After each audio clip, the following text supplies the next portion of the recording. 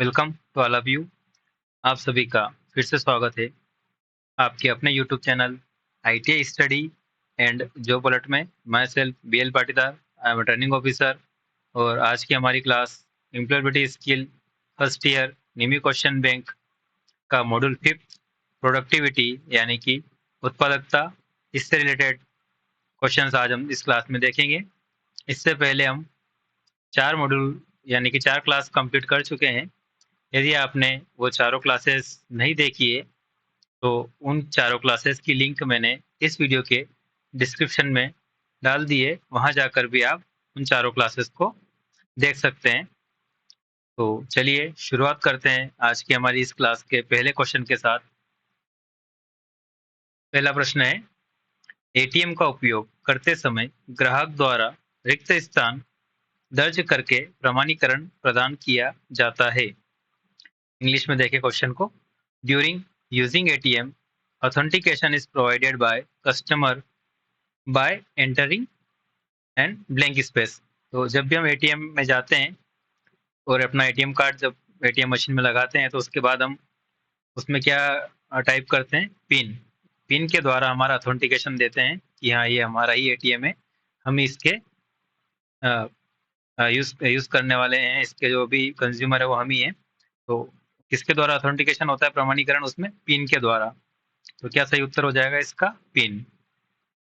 चलिए अगला प्रश्न, बहुत इजी क्वेश्चन है प्रोडक्टिविटी में। एटीएम का फुल फॉर्म पूछा है, एटीएम का विस्तार है expansion of ATM is automated teller machine. Option number B इसका राइट आंसर होगा, automated teller machine. Next question है, कम उत्पादकता से होगा low productivity will lead to. कम उत्पादकता से क्या होगा, प्रति व्यक्ति सकल घरेलू उत्पाद में कमी, यानी कि जो जीडीपी होता है वो डिक्रीज होगा। Decrease in GDP per capita.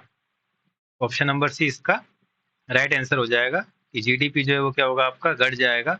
प्रति व्यक्ति सकल घरेलू उत्पाद में क्या आएगी, कमी आएगी, कम उत्पादकता के कारण। तो प्रोडक्टिविटी अगर कम होगी तो जीडीपी भी कम हो जाएगी। अगला प्रश्न देखते हैं, उत्पादन को रिक्त स्थान है के अनुपात के रूप में परिभाषित किया जाता है। क्वेश्चन को इंग्लिश में देखते हैं। Production is defined as a ratio of. तो प्रोडक्शन को हमेशा हम लोग आउटपुट बटा इनपुट, यानी कि आउटपुट अपॉन में इनपुट के रूप में हम लोग इसको डिफाइन करते हैं। तो ऑप्शन नंबर है इसका राइट आंसर होगा, आउटपुट अपॉन में इनपुट। अगला प्रश्न है, उत्पादकता को वापिस से वही प्रश्न है कि अनुपात के रूप में परिभाषित किया जाता है। तो अभी देखा आपने आउटपुट अपॉन में इनपुट। सेम क्वेश्चन थे पीडीएफ में, जो निमी क्वेश्चन बैंक की पीडीएफ है उसके जो क्वेश्चन थे वही लिए मैंने, तो उसमें सेम क्वेश्चन था यहाँ पर, तो ये क्वेश्चन मैंने रिपीट कर दिया। राइट आंसर होगा इसका भी वही, ऑप्शन नंबर है, आउटपुट अपॉन में इनपुट। अगला प्रश्न है, एटीएम का विस्तार है, वापिस से वही, एक्सपांशन ऑफ एटीएम इज। तो एटीएम का फुल फॉर्म क्या है, automated teller machine. Option number B इसका राइट आंसर हो जाएगा। अगला प्रश्न है, किसी व्यवसाय द्वारा अपने ग्राहक की पहचान सत्यापित करने के लिए उपयोग की जाने वाली प्रक्रिया है। The process used by a business to verify the identity of their client is.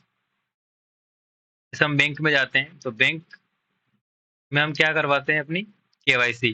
KYC के द्वारा अपनी पहचान निर्धारित होती है और केवाईसी से अपनी आइडेंटिटी प्रूफ होती है। तो इसका जो राइट आंसर होगा वो होगा KYC, option number B.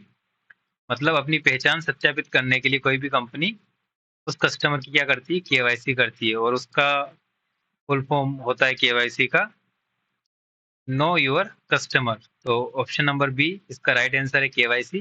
KYC का फुल फॉर्म अगर आपसे पूछा जाए तो वो होता है नो योर कस्टमर।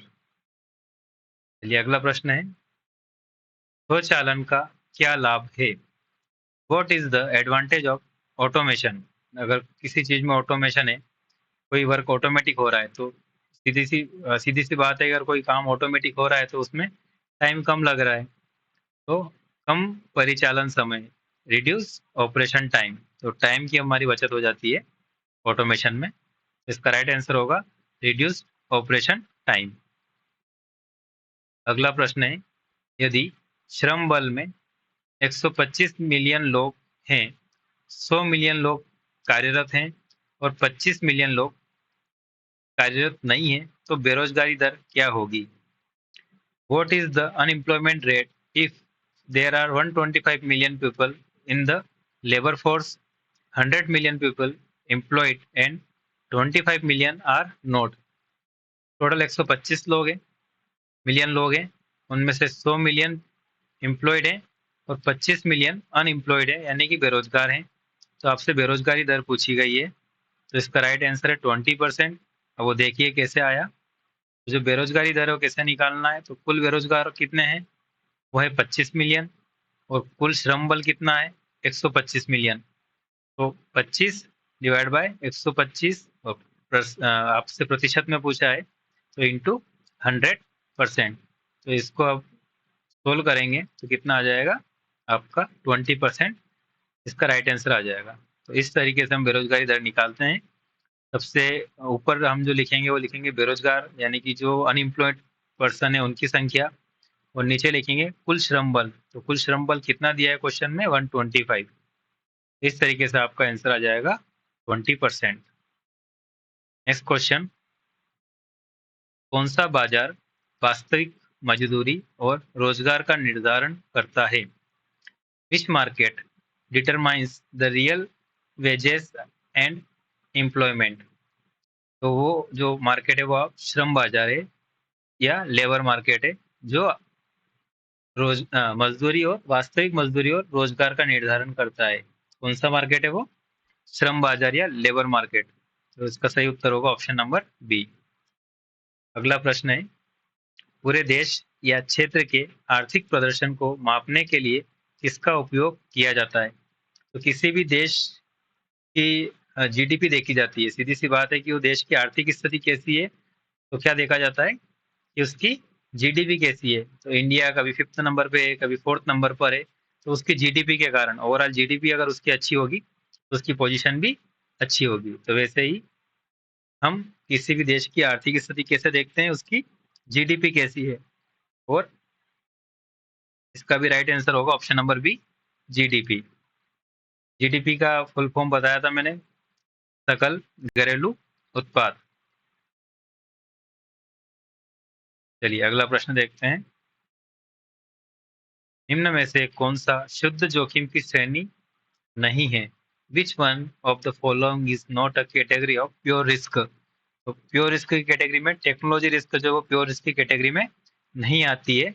बाकी प्रॉपर्टी रिस्क ये भी प्योर रिस्क है, लाइबिलिटी रिस्क ये भी प्योर रिस्क है, और पर्सनल रिस्क ये भी प्योर रिस्क में आती है। लेकिन जो प्रौद्योगिकी जो रिस्क है या टेक्नोलॉजी रिस्क है वो प्योर रिस्क कैटेगरी में नहीं आती है। ऑप्शन नंबर बी इसका राइट आंसर होगा, टेक्नोलॉजी रिस्क या प्रौद्योगिकी जोखिम। अगला प्रश्न है, निम्नलिखित में से कौन सा प्रोत्साहन का उद्देश्य नहीं है? Which one of the following is not an objective of incentive? Incentive का प्रोत्साहन का उद्देश्य क्या नहीं है? तो उत्पादन की उच्च लागत। ऑप्शन नंबर बी इसका राइट आंसर हो जाएगा, हाई कॉस्ट ऑफ प्रोडक्शन या उत्पादन की उच्च लागत। अब इसको ऐसे समझिए कि इंसेंटिव, कई बार जो मार्केटिंग कंपनियां वगैरह होती है वो इंसेंटिव देती है किसी एम्प्लॉय को, तो उनका उद्देश्य क्या रहता है?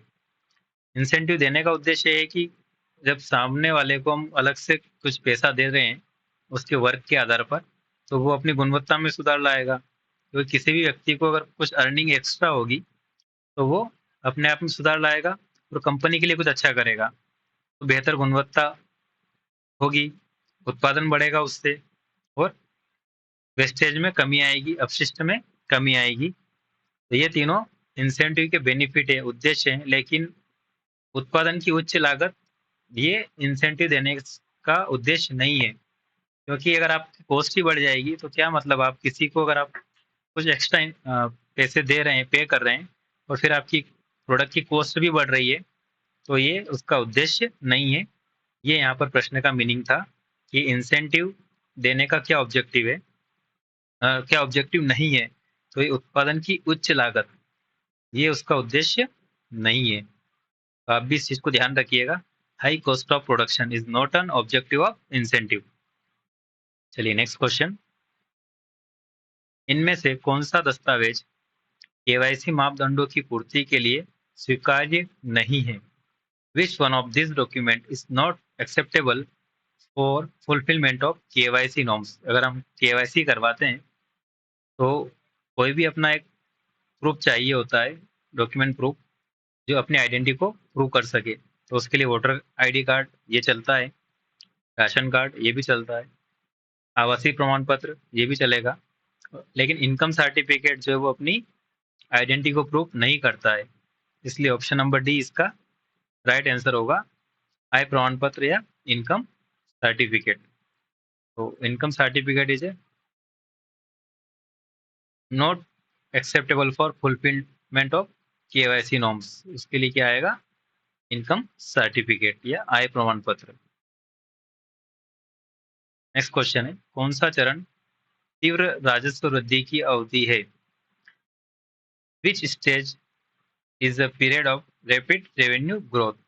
तो उसके अंतर्गत आता है आपका ग्रोथ स्टेज या विकास चरण। तो रैपिड रेवेन्यू ग्रोथ में विकास चरण आता है, या उसको ग्रोथ स्टेज भी हम लोग कहते हैं। तो ऑप्शन नंबर ए इसका राइट आंसर होगा कि तीव्र राजस्व वृद्धि की अवधि कौन सी होती है?